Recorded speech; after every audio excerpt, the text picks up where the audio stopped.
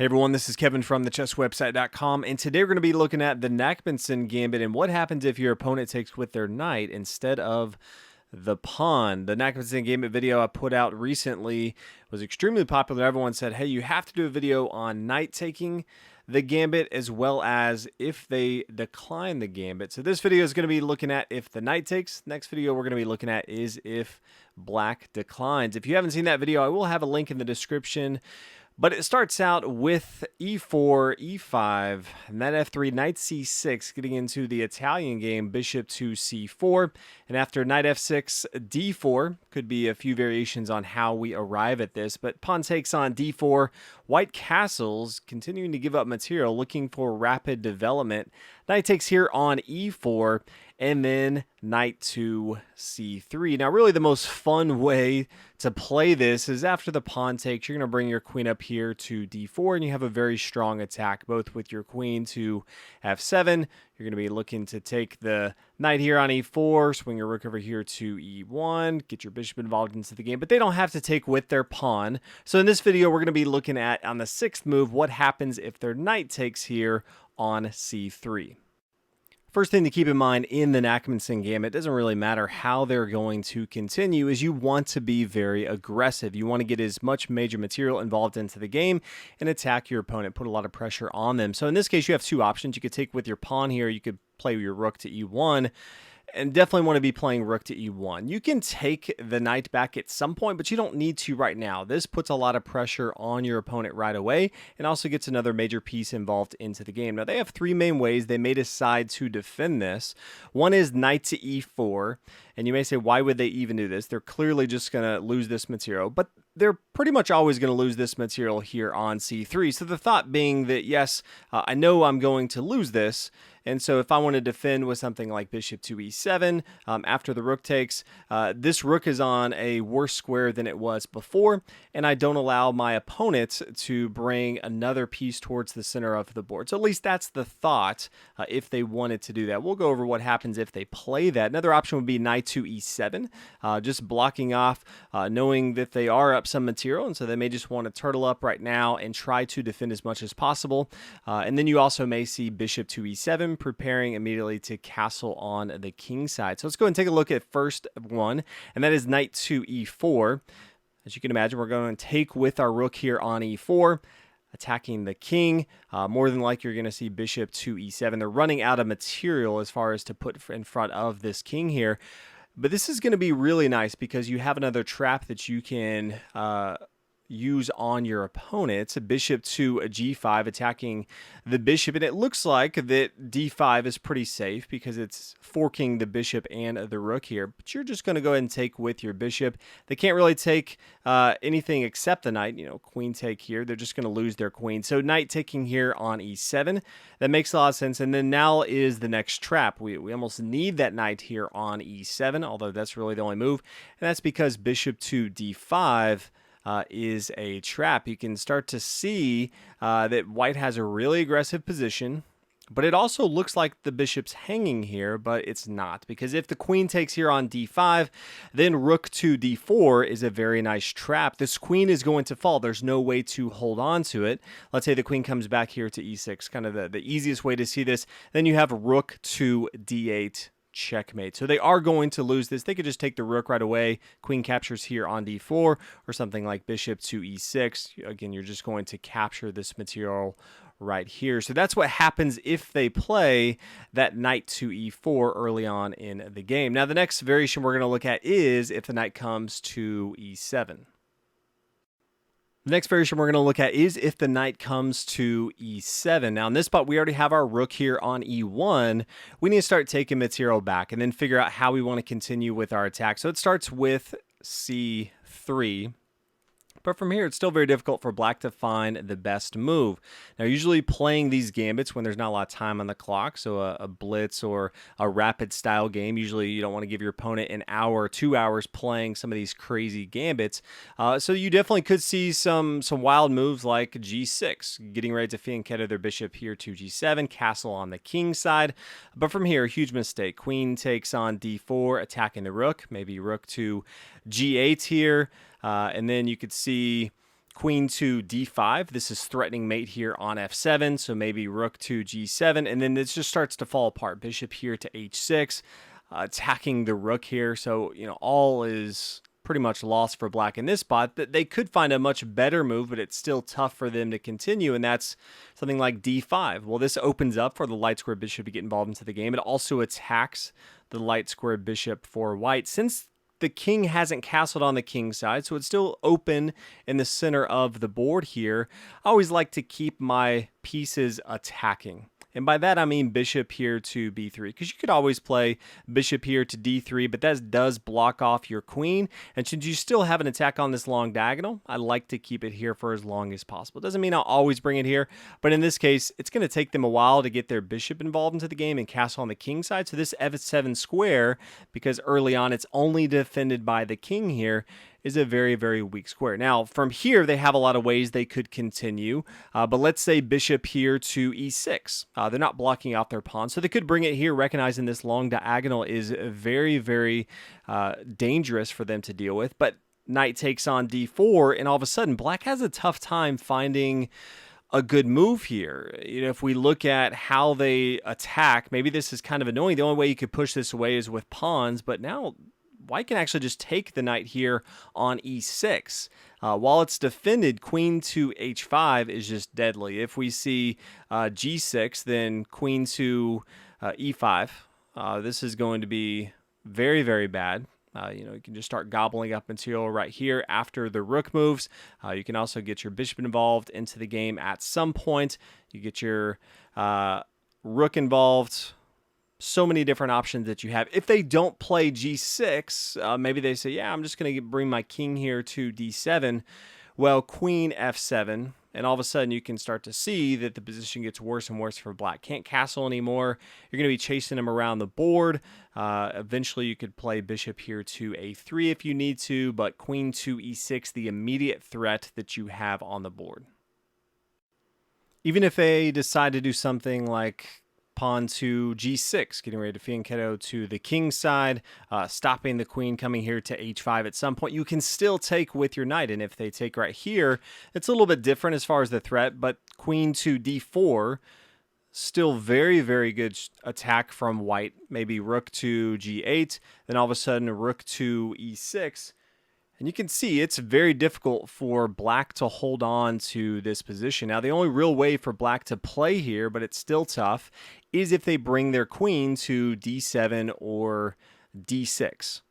Now, both of those play very different for white. So we'll look at first if they come here to d7, you can still take with your knight here on e6. They're going to recapture with their queen. That would fall. So pawn to e6, and then queen up here to h4, or excuse me, h5 check. If we see g6, queen comes over here to e5, rook to g8, and you have a very strong attack. You can get your bishop involved into the game if you want to g5. You can just immediately take here if you want to. And then eventually get your bishop involved, bring your rook over here to the center. You should have a very good game. Both sides equal in material at that point once you gobble up the pawn, and you should have a very strong attack. But if we come back and see the queen come to d6, plays a little bit different. You can still take with your knight here on e6. The main difference is after they take right here, you don't want to come to h5, because after pawn to g6, remember, you gave up material to have a strong attack. And now you can't bring your queen over here to e5, because then they're just going to gobble up. Yes, you could take back, but you no longer have your main pieces you need. And now you're down material without the initiative. So you don't want to do that. Instead, you're going to be bringing your queen to g4. This is threatening the attack here on e6. You could bring a rook up here, taking here on e6 if you want to. Also puts a lot of pressure on them as well at some point. You could get your dark square bishop involved into the game. So this is how you continue if they play that d5 and then play bishop here to e6 early on in that action. Now, if we come back, maybe they don't play d5 right away, and we already talked about what happens if the bishop comes back here. But another option that you could see is c6. Preparing for the pawn to push down further up the board. In this case, you're just going to take with your queen right here. Now, they could play d5, and maybe this is their thought all along. I'm going to give up those pawns in the center of the board because I want this solid pawn structure. Then I can open up for my light square bishop to get involved. At this point, I would go ahead and bring your bishop back here to d3, mostly because your queen's already up here on d4, so it's not blocking your queen right away. And it does look like things are starting to move towards the king side of the board, and they do have a more solid structure of the pawns, and the bishop here on b3 does not look like it's going to be nearly as effective with your queen, your bishop now both eyeing down on the king side. So that's what happens if they play this knight to e7 to stop the check here with rook to e1. The last variation we're going to look at is if the bishop comes to e7. Pretty logical moves, preparing to castle on the king side. When you're playing against a gambit, you want to get king safety as fast as possible many times. From here, white's going to take with their pawn on c3. And then from here, lots of different variations. Castle on the king side makes the most sense to me. You bring your bishop out to protect your king, and then castling is the safest way to do that. And then from here, we're going to take with our pawn here on d4. And then it really depends on how they want to continue. They may feel confident enough here to start being pretty aggressive. So maybe something like bishop here to b4, knowing that pawn to c3 is going to be met by bishop takes on c3. White doesn't have the normal knight that they can bring from b1 here to c3. But this is actually a really good move for white's perspective, because bishop to g5 puts a lot of pressure on black, and we're always looking to find ways to put pressure on our opponent when we're playing a gambit. The main reason is the queen doesn't have a lot of places to go, and they can't play f6 because we have our bishop here, that light square bishop, really a nuisance, putting a lot of pressure on this king side of the board. So from here, maybe they play knight to e7, because a lot of players don't like to bring their bishop out and then bring it right back to where it was because they feel like they've wasted 2 moves. And they have. So knight to e7, but then we can play the tricky move c3. And this looks like a mistake because it feels like, well, yeah, I can just take with my bishop right here. But this bishop is vitally important to protect this square here on e7. If they take here, then we can freely take. We've taken a knight. You can start to look at the material we've taken here. They have to move their queen. We can gobble up their rook. Yes, they can take our rook right here, but we bring our bishop back. We took that knight, so all of a sudden we have 3 minor pieces, and we have a very active board state. Their light square bishop, their other rook are not involved into the game. They do have more pawns, but we have more active pieces. We should be able to win this pretty easily. Now, they don't have to bring their bishop down to b4. They could decide, okay, we're going to be a little bit more defensive, so maybe d5. And then from here, we could decide to bring our bishop down to d3 if we want to continue to be aggressive here. Maybe bishop down to g4 and we play h3. Could have to trade off if we want to. So that's what happens if they castle on the king side. And they don't have to castle on the king side. Another move that's pretty popular is d5. And this opens up for the light square bishop to get involved into the game here. And from here, I just recommend bishop to b5, pinning down the knight. They haven't castled on the king side yet, so we can still be pretty aggressive here. And they have a few options that they could play from here. One would be just to go ahead and take with their pawn here on c3. In this case, that's completely fine with us. We already know we can get that material back, but we can play knight to e5, continue to be aggressive in the board, attacking this knight here on c6. So that's one option. If they don't take with their pawn right here, another option would just be to castle on the king side. And that's a pretty obvious one that we can see. From here, we're just going to take with our pawn right here. Now they could start to get their bishops involved. They could, again, feel very safe. So bishop here to... bishop down here to g4, same thing as before. First I would take with our pawn right here, maybe queen to d3, trying to be as aggressive as possible. They could play bishop over here to b4, attacking the rook. Now I recommend playing bishop here to d2. Their queen has more space, so you can't just play the same queen to g5 and expect the same results as we saw before. So that's what happens if they castle on the king side. Now, that's all if they're playing d5. You may not see d5, but it is very popular. You could also see the move h6. Maybe they're familiar with the Nakhmanson Gambit and they know that the bishop wants to come here to g5 to some point. From here, I'm just going to go ahead and take with my knight here on d4. If they want to take, that's completely fine with me. I have a pretty active queen right here. It's attacking this pawn here on g7. Yes, I can get my bishop involved into the game, but because of where this pawn is on h6, more than likely I'm going to be bringing my bishop here to a3. This bishop is still being pinned down by this rook right here on e1. So not always going to be bringing the bishop here to a3, but I do think it makes sense in this position. And then last, if we come back, they may decide to make a mistake, and that is that after the pawn takes, they could decide to just take with their pawn right here. And that's a pretty big mistake because knight to g5 is very, very difficult to deal with. Now we'll go through some of the main ways they could continue, because the threat immediately is the bishop takes here on f7, the knight takes here on f7. Some of the same lines that you'll see in like the fried liver attack. This is the same concept. And in all of those, they always start from black with d5 because they're always expecting just the bishop to take right here on d5. But the problem is if you do that right away, they can just castle and their king is safe and you no longer have a strong threat. So unlike the fried liver where you're trying to gobble up this material here on d5, you're first going to be taking with your knight here on f7. This is very important because it's attacking the queen here on d8. So they have to respond to this. They're not going to be looking to castle on the king side and you just take their queen right here on d8.